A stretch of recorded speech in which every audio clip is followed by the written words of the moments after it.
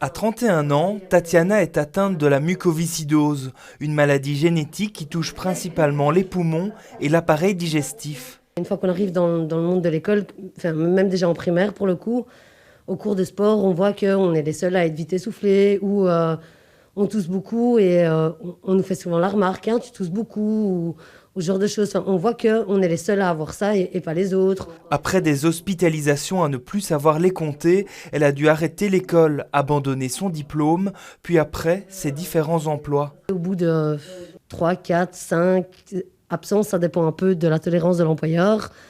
On revenait tout le temps avec la même chose, de tu es un très bon élément, mais tu es trop absente, donc on va devoir se séparer de toi. J'ai pas besoin qu'on soit triste pour moi.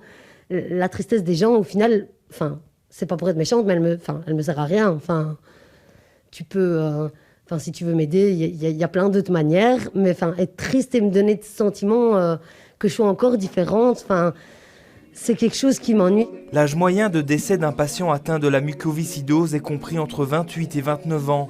Pourtant, Tatiana se refuse à penser à la mort et souhaiterait même devenir maman. J'en ai parlé à quelques personnes qui m'avaient aussi traité d'égoïste, en me disant « tu vas avoir des enfants, mais tu sais même pas si tu vas savoir les élever.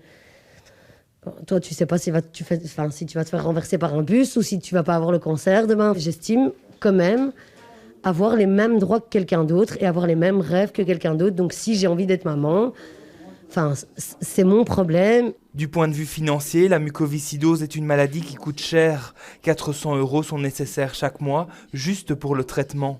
Ceci dit, la nouvelle médication, la nouvelle génération de médicaments, ce qu'on appelle les modulateurs, qui sont très innovants, sont très très chers et donc sont en Belgique toujours un des seuls pays dans l'Europe de l'Ouest pas encore remboursés. Ils sont en négociation. Il y en a qui sont en négociation auprès du cabinet, il y en a qui viennent d'arriver sur le marché et dont on attend la soumission du dossier de remboursement.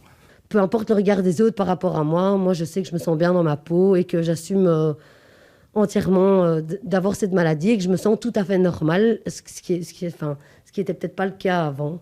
En Belgique, 1320 personnes sont atteintes de la mucoviscidose, une maladie qui reste à ce jour incurable, mais dont l'espérance de vie d'un nouveau-né atteint aujourd'hui est de 47 ans.